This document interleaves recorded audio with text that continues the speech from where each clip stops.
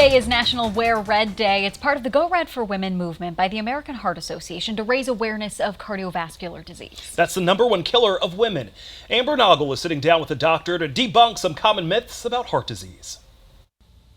I'm here with Dr. Christine Kolomainen. She runs the Menopause and Midlife Clinic in Middleton. Thank you so much for being here. It's great to have you. Thank you. February is such an important month to help raise awareness of cardiovascular disease for women and for everyone in general. So we're going to do some myth busting today, okay? Are you ready? Yeah. Okay, so myth number 1, cancer is the real threat, not cardiovascular disease. And that is a myth. Cardiovascular disease is the #1 killer of women, more than all cancers combined.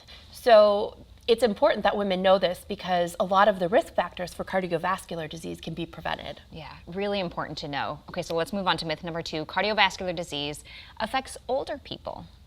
Total myth. Yeah. And as I've aged, my definition of older has changed too. I think mine has too. Yeah.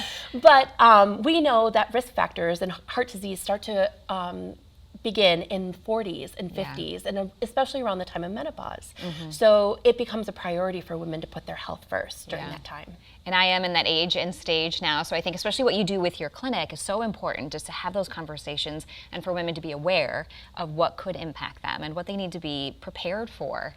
Okay, so the next one, it won't impact you if you're fit, if you're exercising, if you're eating well. And that is also a myth. Yeah. Being active and looking healthy is not the same as having low cardiovascular risk. You can be a marathon runner but still have high cholesterol or family history of heart disease. So it's important that you know your numbers and know that whole picture of what raises your risk of cardiovascular disease. Yeah, and I have heart disease in my family. My dad has coronary artery disease. It's something, I have to think about all the time, regardless of if I'm out jogging or taking care of myself. Okay, so number 4, I don't have any of the telltale signs. I must be fine. And that is also a myth. A lot of the early stages of cardiovascular disease are silent. We talk about hypertension being the silent killer in medicine, and that's kind of morbid. But they slowly accumulate and often are very quiet. So that's why it's important to get regular checkups and take care of yourself. Okay, and lastly, cardiovascular disease runs in my family. There's nothing I can do about it. I'm just doomed. Absolutely a myth. Yeah. That's one thing that I really love working with the American Heart Association about. They have the Life's Essential 8, which are different lifestyle or other factors that you can bring into your life that help you reduce your risk of heart disease. I think the most interesting one lately that they've added is adding sleep.